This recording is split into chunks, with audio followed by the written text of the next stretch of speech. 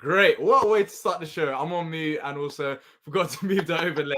What's going on, people? Welcome to Live Palace News. I'm Dee. I'm joined by T to discuss all the latest with Palace. As always, if you have any comments or questions, send them through in the live comment section if you're watching on replay. And if you do enjoy the show, if you smash the like button and subscribe, it takes a second of your time and it will be massive for us. There's a lot to talk about today and some serious news. And I'm actually excited about today's Palace news. I think it's going to be one of the most exciting ones that we've had in a long time because there's genuinely lots to talk about with different areas. T. But T, how you been, man? How's your day? It's been a long day so far, man. Like we talked about. Yeah. It's been part of my afternoon changing a flat tire. Yeah. Yeah, sounds exciting. I went through that in the summer where I literally changed my tire, and then a week later, the same tire that I changed, it burst as well. Ooh. So yeah, I know how it feels. Exactly. But look, forget about tires bursting. Palace bursted on the pitch in the last minute. I know we can see that last minute goal, but there's interesting news to talk about. And let's start off with the first bit of news that came out today. And that is regarding Sam Johnstone. Look, we're going to talk about a lot about goalkeepers in today's episode, which is funny. There's goalkeepers potentially leaving, coming in, and goalkeepers injured. So the first bit of news is Sam Johnstone, and that is according to Alan Nixon. Sam Johnstone is due to be sidelined for weeks with a damaged calf in training and may be unavailable for most of the rest of the season to leave Palace on the verge of trouble. Of course, you guys know Palace let Jack Butland go out on loan to Manchester United, and Remy Matthews is also out on loan, and those players cannot be recalled. So T, when you saw that bit of news about Johnstone being out injured, you don't seem like a happy man. How do you feel? Is it time to get worried about the goalkeeper situation? I mean, we let go of Butland and Remy Matthews, or do you think we'll be fine anyways? How do we have a goalkeeper that gets hurt in training multiple times in the season? Like, man, what is going on in training that this man is getting hurt like this? Like, I just don't understand. I mean, but yeah, it does put us in a tough spot, like you said, D. I mean, having a guy like Butland out on loan at Man U, literally went to another team to be the third goalkeeper there, and he was already third goalkeeper here. Don't understand that move. And then Remy is over in Scottish Prem, so it's like it puts us in a tough position. But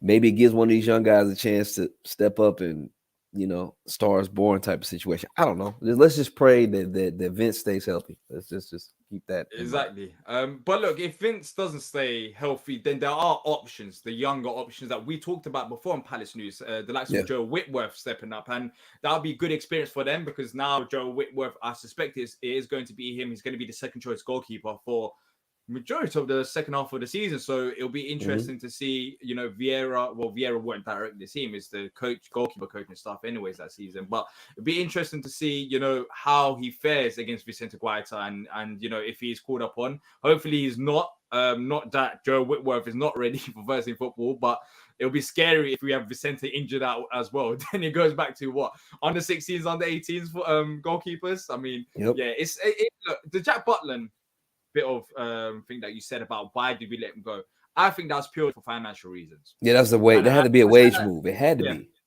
Yeah, and I understand we're talking about here right now, why did we let go of Butland? Johnstone is out injured, Remy Matthews is gone as well.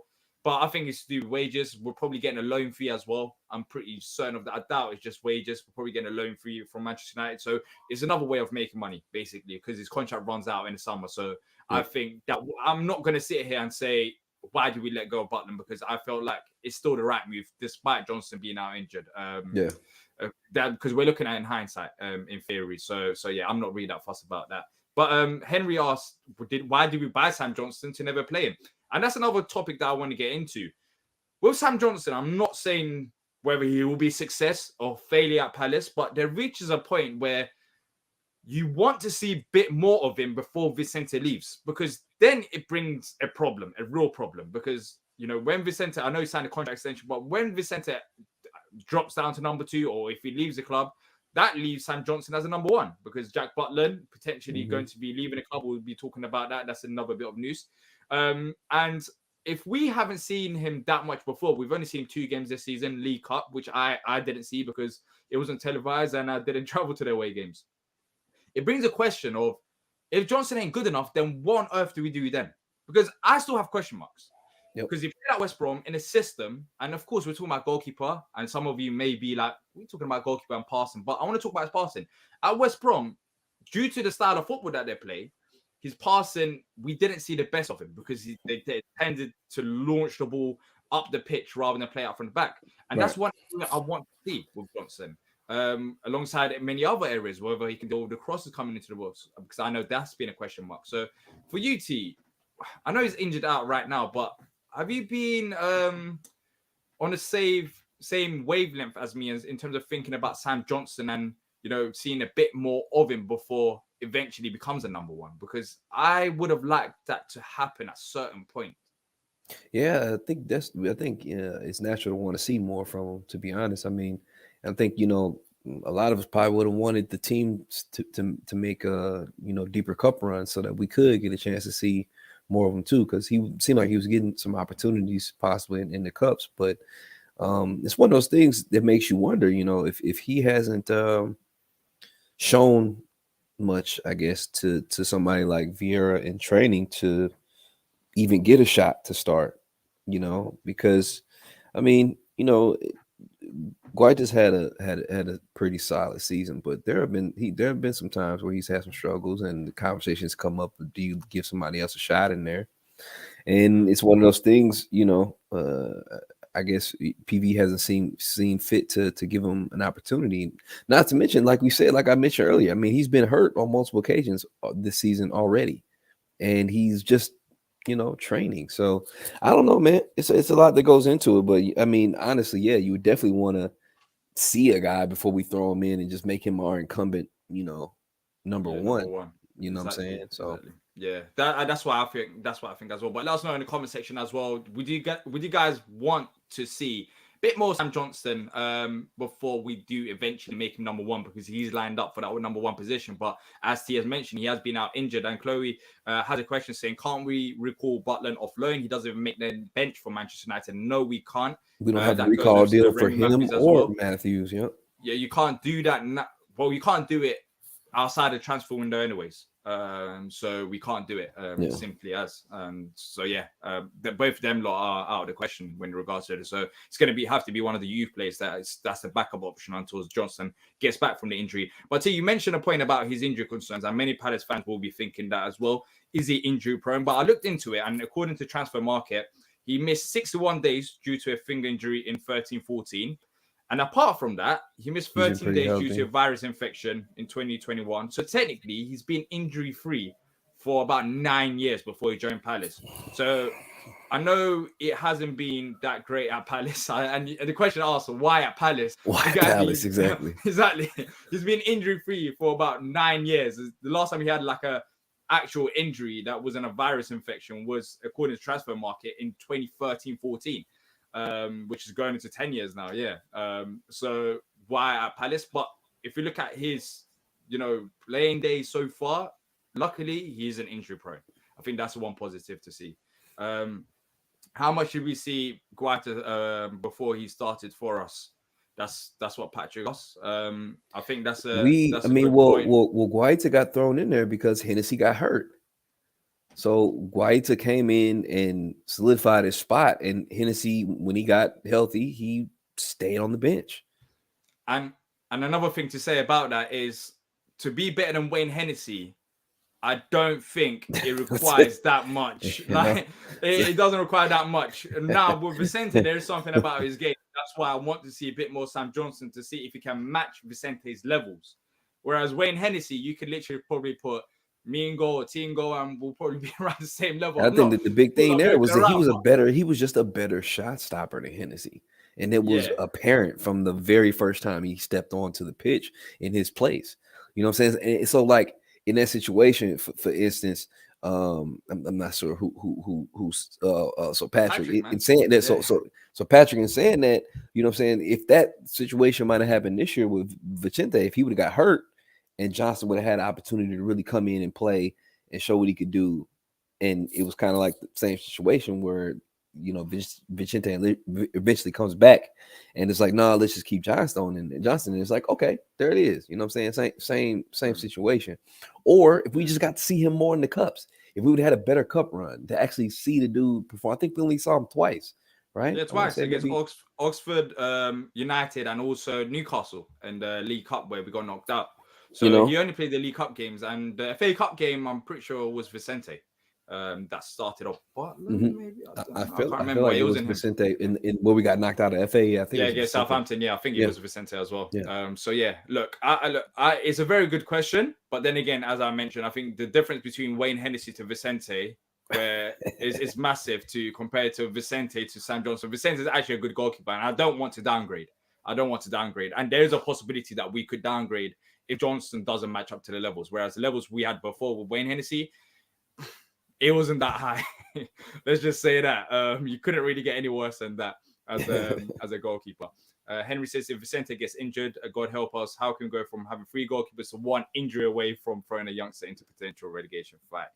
Yes, I agree. But look, more goalkeeper chat. Go on, T. Quick question. In the event that Vicente does get hurt, are we then given that emergency loan option because we don't have any first team keepers available? Is that a thing? Point. So I heard somebody mention that on Twitter, but I don't know if that was a thing or not. That could be a point. Yeah. I think it could be. I need to look into it. I don't want to confirm 100%, but that could be a shout. But then again, I mean, the emergency loan goalkeeper you're bringing in, I doubt it's going to be high caliber in the first place. There's a reason why it's emergency loan goalkeeper. So we're still pretty much in a mess, regardless if Vicente gets injured. Let's just say that. But look, let's move on to the second bit of goalkeeper news. And I don't know what went over on the weekend with these goalkeepers and what's been happening, but it's regarding Jack Butland. And no, he's not coming back to Palace. But according to Football Insider, Rangers are plotting a move to sign the on-loan Manchester United goalkeeper Butland in the summer. It is understood that his parent club, Palace, will make no attempt to renew Butland's contract when it expires. So, T, just your quick thoughts on that. Jack Butland, apparently, we're not looking to renew his contract. Now, I'll say my piece on this quickly.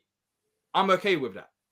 I have to say, I am okay with that. As I'm not saying he's a bad goalkeeper, but there are areas of weakness to his game that will probably hold us back a bit. I don't think he's a Vieira type of goalkeeper.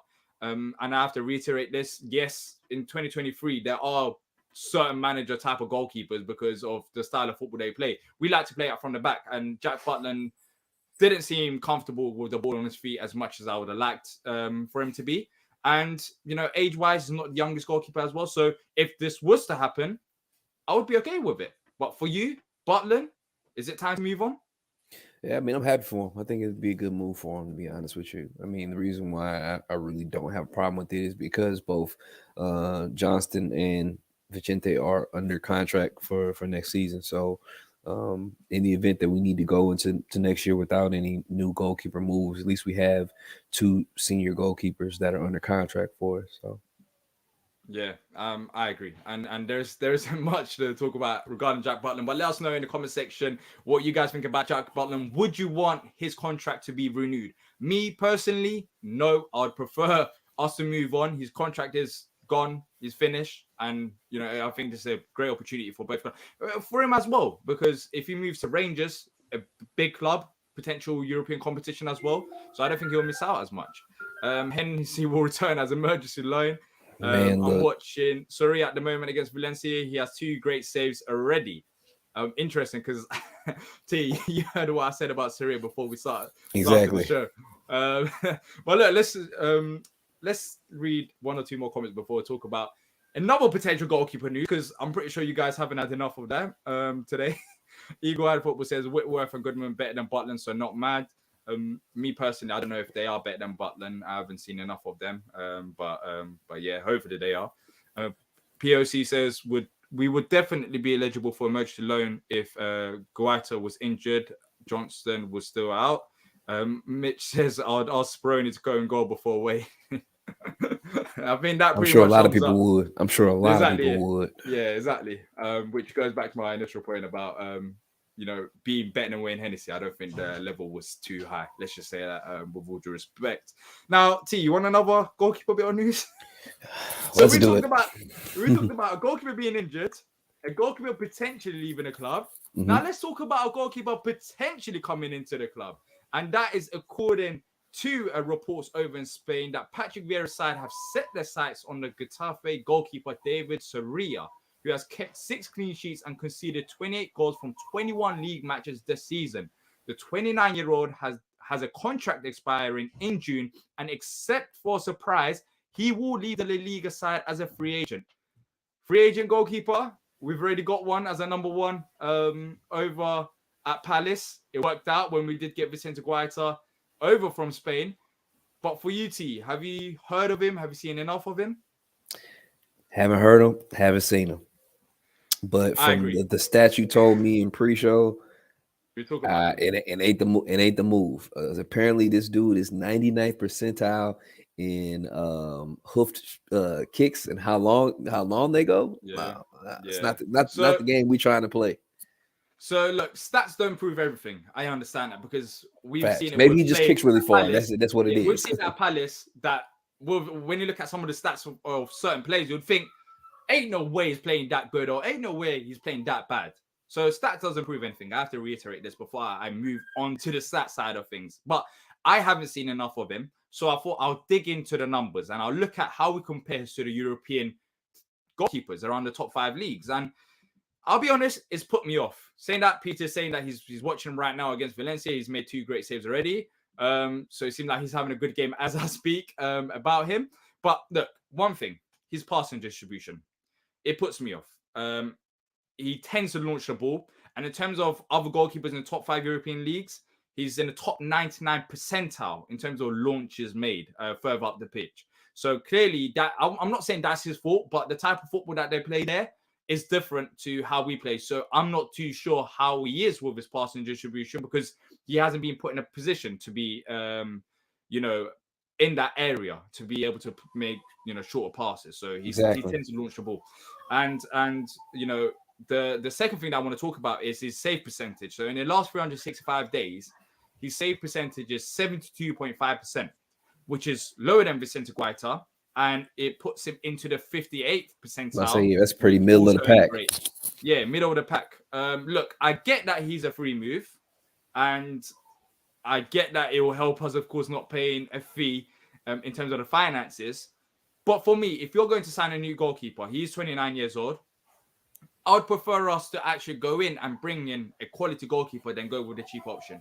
Yep. Saying that, it did work with Vicente Guaita, but then again, I'll be honest, I didn't look at Guaita's numbers before he did join us. But when you look at his numbers, last 365 days, his contract is expiring, and other than us, I'm not seeing many other clubs being linked with him so far.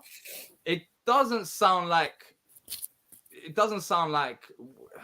would be amazing. Let's just say that based on the numbers anyways, and based on everything put together. That's how I feel about it. And look, Trey saying Sirloff won player of the month in the Liga. He might have awful defenders in front of him. Soria is wearing number 13 as Vicente is as well. But Getafe is his old club too. Isn't it Vicente's old club? Yeah. That's what I was thinking as well. It is. So maybe that's their style of play, man. That must be their style of play or something, because he's used to hoofing it out a lot too. He's not used to playing on the floor. So I can actually try to find Vicente's numbers at Getafe as we're speaking right now. But look, talk about the goalkeeper situation. We mentioned Sam Johnson, Jack Butland. If we were to get him 29 years old, based on what I've said, would you be okay with it? Or would you have liked a younger goalkeeper? Because that's another topic as well. I understand that goalkeepers, they play longer. Right. And so even if you buy him in 29, you could see with Vicente's playing at 36. So you can probably get another 67 years of the goalkeeper. Whereas with strikers and midfielders, that won't be the case. So that's a positive. But for me, if we're going for the younger route, I'd like for us to go for a younger goalkeeper that we could also build up, develop, and sell him for a higher fee as well. Because we're doing that on all areas of the pitch. So all areas of the pitch. Why shouldn't we do that with a younger goalkeeper? But saying that, maybe Joe Whitworth or Goodman might be what club I'm looking at. So where do you stand with this? So think about this, and you've been a Palace fan for a very long time, and I pose this to people like Patrick, who I know is watching. When was the last time Palace really invested monetarily in a goalkeeper? I can rebut that. Because who was that? Mandanda, which Mandanda was from, who was what in the twilight of his career technically. Like, yeah, older. probably, yeah. You know what I'm saying? So it's like, he was an older, I don't, not young thing. if we're going to have this this transfer policy, kind of this overarching structure of how we're trying to bring players in, you know what I mean? I think it should apply to the goalkeeper too, especially because of the fact that we're talking about a certain specific style of play that we're trying to achieve with Vieira. And it's like, yeah, you can keep on bringing in these cheap option goalkeepers who can fill a role, who can be a really good shot stopper or something like that. But if we're not truly able to play the style of play fully across the pitch, like, we could get 10 great outfield guys that have the ability to play the style that Vieira wants, but if you don't have a goalkeeper that knows how to play with the ball on the floor, that doesn't have good distribution numbers, or that is, very, very accustomed to playing out long balls all the time, like, it just doesn't fit. So, like you said, why not invest in a goalkeeper who plays the style, or is capable of playing the style that we're looking to, and it's younger in this situation? That way, in the event that he comes in, plays really well for us at a high level in the Premier League, if we see fit, we can make that move and see a profit off of it. Yeah. Look, should we do you want to actually see Vicente's numbers before he joined us? Yeah, because there is also this. There is also this, that it doesn't mean that he's a bad passer because he launches the ball, because that's down to the system. But then it raises a big question mark, and it's like a 50-50 basically. Is he a good short? Can he play out front and back? Can he handle being pressured as well? Because players will pressure him, and that's the question mark, and that's why I'd like a goalkeeper that's already proven in that department. Because then it gives me that ease. Yes, he can do it because he's already done it. Whereas with Vicente, for example, you're trying to teach this guy. You're trying to teach this guy certain techniques. Like, another thing that Vicente is not very comfortable with, and you see it in his game, is coming and catching crosses. He doesn't catch; he punches. You know what I mean? And you can tell that in his style of goalkeeping is a little bit different from what we would want in a lot of ways, just because of, I guess, how he was, how he came up as a keeper. Punching was the thing. So, yeah. Look, I'm going to show Vicente's numbers in just a bit, because it is quite interesting from how it was before he joined Palace to when he did. If you guys are enjoying the show, make sure to hit the like button and subscribe, but you guys already know the drill. Alex McCarthy under Pardew costs a lot. He's saying, one of the teams that got relegated, assuming we're not one of them, might sell us a goalkeeper. And Patrick Nigel Martin, first £1 million goalkeeper in 1990. Okay. Yeah. The goalkeeper from Southampton, is that the Bazunu kid? Yeah, I think so. Yeah. But isn't so? Did they buy him? They bought him, or is he on loan? Yeah. I'm not too sure. I'm not going to sit here and pretend that I do know, but I can try to find out for us anyways. But anyways, let's share the screen, because this is a good thing about live Palace news. We can do things like this, when we're talking about a goalkeeper. So this is Vicente that I've got on your screen right now. And T, can you see it? Yep. So when you look at 2017-18, so the season before he joined us, this is his passing in domestic leagues. So look, there's a lot of numbers. We'll try to break it down.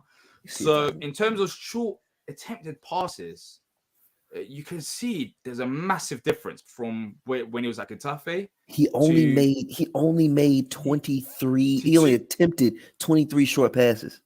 Yeah, he only attempted 23 short passes. That's between 5 and 15 yards. Look how many he attempted with us last year. Look at the number from last year. Yeah, that number changed this year, hasn't it? 242. Yeah. So exactly. So you can tell it's a different style of football. But then again, Vicente did come to us, and we saw it. He could still play out with the ball from the back. So as I'm saying, with Soria, that rumor about his passes and one area of concern, I'm not saying that he'll be a failure, but I'd prefer for a goalkeeper to be proven, because it might not end up like Vicente. He might not be good as Vicente, but you can see it. Look, in his final season, only 23 short passes attempted at Getafe before he joined us, and 856 long attempts. Yeah, but it's interesting though. In 2018-19, but you can see there's different styles of play. 2018-19, when he was under Roy, he was hoofing it. 42. short passes, and then you move 2019-20, 109. So it did increase. But with Vieira, them numbers flew up. I can just highlight it. So you can see the last 2 seasons. Very good though. 99 or 98% of them are complete. So yeah, in terms of attempts from 5 to 15 yards. But now moving on to medium passes. He was still really higher. good at medium. Yeah. Still high. I think it's just a matter. I think it's just a matter of how often he's doing it and in the contest, because like he has really high percentages when he does it. Like, and I think the part of that we're not seeing is like if we could actually see these passes, like if we could actually see clips of said passes. I think when he's deciding to make these passes is when they're super safe and he knows that there's going to be little consequence to the pass that he's making. You know what I'm saying? So it's not like, you know, I would like to be able to see like under pressure stats, that type of stuff too, if we could. Yeah. You know what I mean? And then you look at Vicente last season about long passes. He's in the same boat. He's in the same boat. So clearly Getafe play like this has been about, well, how many years? About 5 to 6 years. And they still haven't changed the style of play. And you can see, look at his season in long passes. He attempted 856. 856 long passes. Yeah. Sheesh. And at Palace, this season that number has gone up. And that's not a surprise because we have changed it about lately anyways. But you can see last season only attempted 369. So he has adapted. And maybe this goalkeeper can adapt as well. But yeah, interesting numbers because Vicente was in a similar boat. But look, let us know what you guys think as well about the goalkeeper situation. Who would you rather keep if you had to start, bench, sell between Vicente, Jack Butland, and Sam Johnson? What would it be going into next season? Let us know in the comment section below. Should we talk about another rumor? Not goalkeeper this time. We'll move on from goalkeepers. Enough goalkeeper chat today. I think that's a record. I don't think we're ever going to talk about goalkeepers more than we have today. Literally, we talked about injured. No, it's no way we could. No way we could. Exactly. Let's talk about midfielders. It's been a while since we spoke about Conor Gallagher. T. I know you missed him as well. I'm joking. I'm joking. Right. Chill out before anyone starts tuning out. But let's talk about a midfielder from Bristol City, and that is, of course, Alex Scott. West Ham and Palace are interested in signing the Bristol City midfielder Alex Scott. That's according to the Daily Mail. Bristol City are keen to receive £20 million for Scott, but neither club are likely to meet that valuation. Interesting. I think he's 19 years old. Strengths, according to Who Scored, are holding onto the ball, blocking the ball, ball interception, defensive contribution. So when you look at it like that, he seems like a very defensive player. But in terms of the position that he's actually played at Bristol City, he's been more midfield in the middle, and he's also played as an attacking midfielder. So that's very surprising to me. So when you consider everything put together, how good he is defensively, and despite that he still played as a number 10, he looked like a number 8 to me. He balances out. He can do number 6 roles. If you look, like I think a lot of his play in the beginning of his time with Bristol was more in those advanced positions, but watch him like this year and last year, he's really been more of an 8 more recently. But midfielder, £20 million. Look, we don't know what's going to happen with Lokonga. And we don't know if Lokonga will even be good for us. We're talking about right now. We still want Lokonga to start, but he's only been here short span of time. And we've got Hamada as well. So do you think this is a case of looking at alternatives in case we don't sign Lokonga, in case Lokonga ain't good enough? Or do you think despite us getting Lokonga, we'll still need another midfielder? No, I think it's the first scenario because you can't put your eggs in all one basket with Lokonga, and it'd be pretty irresponsible as far as the scouting department is concerned for us to only feel like, hey, you know, he's the one, but we don't even know if they're going to sell him to us. We don't have a buy option on him. You know what I mean? So there's no telling. Arsenal will be like, yeah, we appreciate you working with him, developing him, giving those minutes, but he riding with us. You know what I mean? So. I think it's smart of us to make sure we're looking at other options, especially young, talented options like Alex Scott in this situation. Yeah, I agree. We'll see what happens, but West Ham are involved, so that means he's going to West Ham. I hope they get relegated. So I hope they get relegated, so he doesn't want to go. I don't hope they get relegated. The reason why I don't is it's easy to go to the away days. Exactly. It's not that far. Away days. I'll be honest. Apart from that, you want the away days, or you want them stealing our potential players, man? No, I want them in the league so I can laugh at Lawless. It makes it funnier to laugh at Lawless. What happens if they go to the championship and struggle? How you can definitely laugh at them then. Yeah, exactly. But then that means I probably have to travel to like Middlesbrough instead of West Ham. True. But that might even happen regardless of Chris Layout. But Sheffield. yeah, Sheffield. yeah, exactly. Yeah. Trust me, it takes a while. It takes a Yeah, while. I'm sure. But yeah, Alex Scott, 19 years old. We'll see what happens with that. Of course, if there are more news regarding him, we'll be here talking about him. Don't worry about that. Louis says Alex Scott more likely going to be for the future. Let's be real. Yeah, he's proven at first team level. He's only 19 years old, but he's proven at first team level. I mean, he's playing for Bristol City. He's playing. Yeah. He's been playing for Bristol City week in, week out for almost 2 years now. Like, the Premier League is the next jump for him. Like, you know what I'm saying? Like, and we've seen players from the Championship jump into the Premier League with us, with Gay, with Ez, and there's other players. Exactly, with Eze as well. So I don't think it's one for the future. He may not. He may not. He may not plug in. He may not plug in to the starting 11 from day one necessarily. You know, we get that piece, but you know, with the money that we're talking as well, there's no way you're paying that much just to watch a guy, you know, be one for the future. I think no, you want him to get in there and play. Yeah, exactly. You do. But look, let's wrap this up with the last bit of news.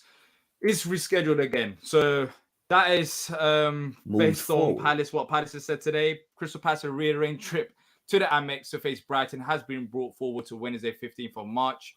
That is due to transport issues. So there's more train strikes. So they had to move it back 24 hours. Did they move it back or they move it forward? Forward. Okay. Did I say back? Yeah, I thought you said back. Okay, they moved the game forward. Forward. Forward to Wednesday, 15th of March rather than 16th. Yeah. So, yeah, I just want it to be over and done with. I'm tired. It's been like, this is the second time. Just play the game, man. Just play the game. Let it be over and done with. Sounds like those rail strikes are causing all kind of issues, man. Yeah, it's not only just rail strike. There's so many strikes in this country right now that, boy, even your mail ain't coming. Is that all like Brexit related? What's up with that? Like, nah, it's just, I don't know. It's just cost of living, inflation. Yeah, people are just striking. Pay them people, man. Pay them people. Yeah, exactly. But look, I guess it helps us in a way because we was gonna have Arsenal on the Sunday.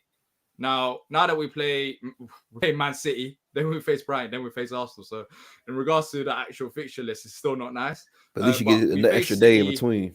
Yeah. So right now, as it stands, if it doesn't get rescheduled again, which I doubt it at this point, because that'll be pathetic. We face City on Saturday, 11th. Then we face Brighton on a Wednesday, the 15th, and then we got Arsenal on the 19th. So it gives us a bit more break. It's a bit more balanced. Yes, we got 1 day less rest from the City game, but we got 1 day extra rest from, Arsenal, and there's about 4 days in between both games. So yeah, I think it helps us like that. But gotcha. We'll see what happens. We'll see what happens with that game. But look, that's it from me and TT. Anything else that you want to add? One thing. I know we talked a little bit about Alex Scott and him being $20 million and things like that. There's a midfielder that was with Bristol City that we can get for free in the summer, man. That people might not be paying. Hano Masingo. He's actually on loan at Auxerre right now over in League One. Like, he's super talented. Connor's got that Connor Gallagher game. Super energetic, athletic, fast, quick, good on the ball, and he will be free. He's French. He's French. It all makes sense. I'm just saying. If you don't want to spend $20 million with any other clubs, I haven't seen him rumored with anyone because they were trying to move him in January because he wouldn't sign a contract extension. Because he wouldn't sign a contract extension. They put him with the under 23s, and then they just put him on loan in League with Auxerre, to where it's kind of like similar to how we did with Butland this year. They just basically wanted to get him off the wage bill. So his contract is going to expire while he's over there on loan. So he'll be free in the summer. It's like dude is like 20. He's like 20 years old. So yeah, look, I don't know much about him. But if you're saying it, I know you like your European football looking at for these gems. If you're saying it, then it's probably something about it. Palace, holla at me, man. Dougie, exactly. Like, I'm your guy, man. Just exactly. How can I be down? How can I be down, man? Bring him down here so he can become a scout for Palace.